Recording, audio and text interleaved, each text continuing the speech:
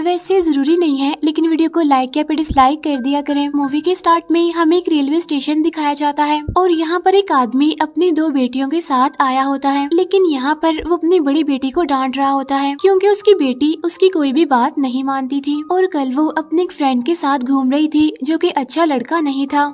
इसके बाद ये अपने डेस्टिनेशन तक पहुंचने के लिए ट्रेन में बैठ जाते हैं, लेकिन इस ट्रेन में आज कुछ ज्यादा ही लोग आए हुए थे और चारों तरफ लोग एक अजीब से वायरस के बारे में डिस्कस कर रहे होते हैं। वो कहते हैं कि ये वायरस जानवरों के लिए बहुत खतरनाक है, खास तौर पर छोटे जानवरों के लिए। इसके बाद यहीं पर हमें इस आदमी का नाम पता चलता है। इसका नाम सुख होता है, लेकिन सुख को ये वायरस वाली बात आम ही लगती है, इसीलिए वो इस पर ज्यादा ध्यान नहीं देता और इग्नोर कर देता है। अभी ये सब कुछ वहाँ पर चल ही रहा होता है कि तभी साइड वाले ट्रैक पर एक ट्रेन आ जाती है। तब इस ट्रेन को वहाँ पर देखकर ट्रेन का सारा स्टाफ हैरान और परेशान हो जाता है क्योंकि उन्हें तो ये बताया गया था कि अगले 2 घंटे तक यहाँ पर कोई भी ट्रेन नहीं आएगी, लेकिन अनाउंसमेंट से पता चलता है कि एक इमरजेंसी होने की वजह से ये ट्रेन यहाँ पर आ गई है और ये इमरजेंसी खास भी है और सीक्रेट भी। लेकिन वहाँ पर कोई भी ये बात नहीं जानता था कि आखिर ये इमरजेंसी किस चीज की है, लेकिन इस बात से आम लोगों को कोई भी फर्क नहीं पड़ता। लेकिन सिचुएशन को समझने के लिए गार्ड्स उस ट्रेन के पास जाते हैं। फिर वो इस ट्रेन को देखकर काफी डर जाते हैं क्योंकि उस ट्रेन में से खून निकल रहा था। साथ साथ इस ट्रेन के सारे पैसेंजर्स भी गायब थे। हालांकि यूजुअली इस ट्रेन में बहुत भीड़ हुआ करती थी। उधर पैसेंजर्स को इस खाली ट्रेन के बारे में कुछ भी पता नहीं होता। इसके बाद वो दूसरी ट्रेन चल पड़ती है। अब यहाँ पर सुख अपनी बड़ी बेटी को ढूंढ रहा होता है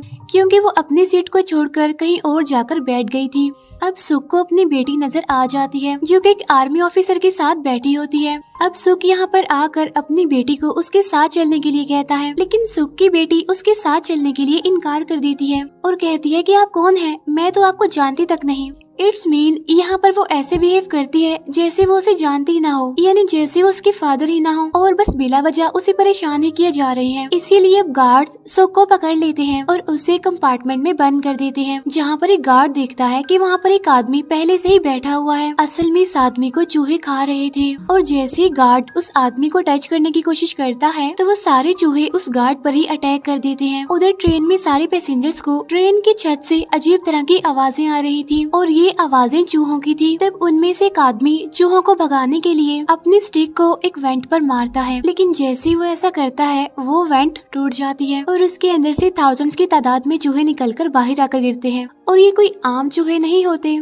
बल्कि ये आम चूहों से 30% ज्यादा फास्ट होते हैं और साथ साथ खतरनाक भी, जो किसी भी इंसान को कुछ ही मिनट्स में खा जाएं। अब ये सारे खतरनाक चूहे उन पैसेंजर्स पर अटैक कर देते हैं। अब यहाँ पर हम ये जान पाते हैं कि इस एक्सीडेंट के बारे में एक आदमी पहले ही जानता था क्योंकि वो जानता था कि पिछली ट्रेन में क्या हादसा हुआ था और उससे बचने के लिए ही वो इस ट्रेन में आया था। और जब उसे ये बात पता चलती है कि इस ट्रेन पर भी चूहों ने अटैक कर दिया है तो वो गार्ड्स की मदद से यहाँ से भागने लगता है। दूसरी तरफ सुख को भी अपनी बेटियों के लिए फिक्र हो रही थी क्योंकि खुद तो वो कंपार्टमेंट में बंद था, इसीलिए सुख उस कंपार्टमेंट का दरवाजा तोड़कर वहाँ से बाहर आ जाता है। इसके बाद वो फौरन अपनी बेटियों को बचाने के लिए भागता है। इसी दौरान सुख सभी पैसेंजर्स को अलर्ट करता है चूहों के बारे में कि उनसे बचकर रहा जाए क्योंकि अभी तक चूहे उस कंपार्टमेंट में नहीं आए थे और चूहों ने अब तक ट्रेन के पिछले वाले डब्बों पर ही अटैक किया था। अब इस कंपार्टमेंट में तो चूहों के बारे में कोई जानता ही नहीं था, इसीलिए कोई भी सुख की बात पर यकीन नहीं करता, जिसकी वजह से वो सभी लोग सुख पर हंसने लगते हैं, उसका मजाक बनाने लगते हैं। लेकिन इसी दौरान वहाँ पर बहुत सारे चूहे अटैक कर देते हैं जिससे उनकी हंसी मौत में बदल जाती है और जो लोग इसमें बच जाते हैं यानी जो सर्वाइवर्स होते हैं वो अपनी जान बचाने के लिए वहाँ से भागने लगते हैं। सभी लोग ट्रेन के आगे वाले हिस्से की तरफ भागने लगते हैं क्योंकि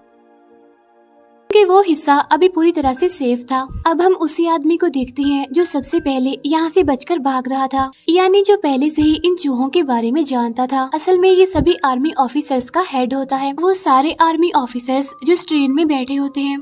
अब यहाँ पर वो आर्मी हेड खुद गर्जी का मुजाहिरा करता है। वो कहता है कि अगर मैंने बाकी पैसेंजर्स को बचाया तो मैं खुद मारा जाऊंगा, इसीलिए अपनी जान बचाने के लिए वो ये डिसाइड करता है कि ट्रेन के पीछे वाले कंपार्टमेंट्स को ट्रेन से अलग कर दिया जाए ताकि आगे का हिस्सा बिल्कुल सेफ रह सके। और अब ऐसा ही किया जाता है। ट्रेन के पिछले कंपार्टमेंट्स अलग कर दिए जाते हैं, लेकिन यहाँ पर कुछ लोग अपनी जान बचाने के लिए ट्रेन की छत पर चढ़ के चूहों से बचते हुए अगले कंपार्टमेंट पर चले जाते हैं ताकि वो इन चूहों से बच सके। लेकिन आगे के बचे हुए पैसेंजर्स ये देखते हैं कि जिन लोगों पर भी इन चूहों ने अटैक किया है उन्हें एक अजीब तरह का इन्फेक्शन हो गया है और ये इन्फेक्शन एक इंसान से दूसरे इंसान को भी हो सकता है। लेकिन तभी सुख कहता है कि इस इन्फेक्शन का बहुत अच्छा इलाज है। वो कहता है कि मैं मेडिकल डिपार्टमेंट में काम करता हूँ और कुछ स्टेशन के बाद एक ऐसा स्टेशन आएगा जहाँ पर एक हॉस्पिटल है, तो उस हॉस्पिटल में से हमें इस इन्फेक्शन की मेडिसिन मिल सकती है।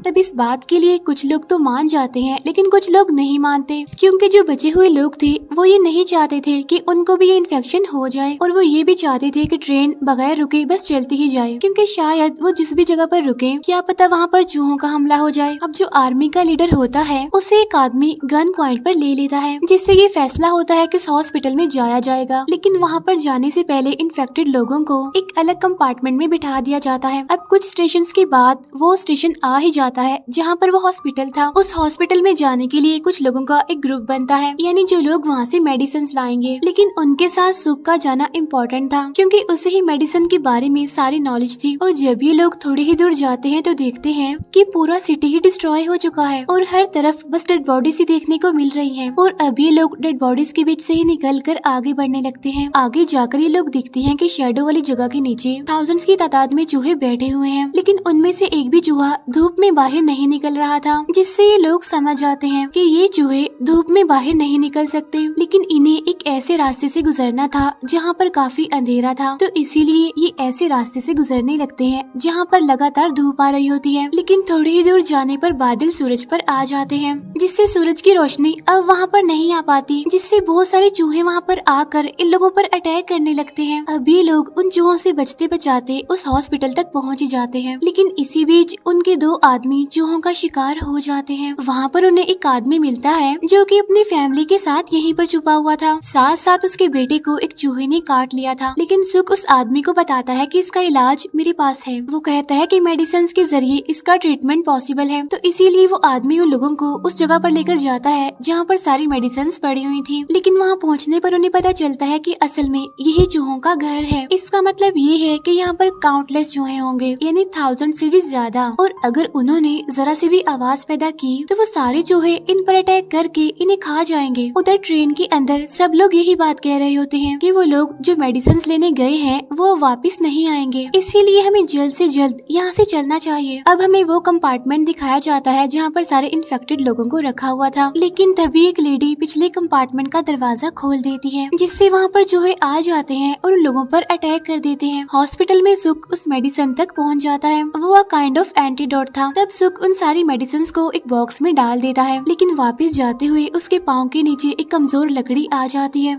जिससे वो वहाँ से गिरकर लटक जाता है। और अब सारे चूहों का ध्यान सुख पर आ जाता है। इसके बाद ये सारे लोग तेजी से वहाँ से भागने लगते हैं, लेकिन चूहों की एक काफी बड़ी फौज इनके पीछे लग जाती है। लेकिन बाहर निकलकर इन्हें एक जीप मिलती है जिसमें बैठकर ये वहाँ से भाग जाते हैं। लेकिन जब ये लोग ट्रेन तक पहुँचते हैं तो वहाँ पर ये बहुत सारे पैसेंजर्स की डेड बॉडीज को देखते हैं। ये वही लोग थे जिन पर चूहों ने अटैक करके उन्हें मार दिया था। लेकिन तभी यहाँ पर सुख की बेटी दरवाजा खोलती है।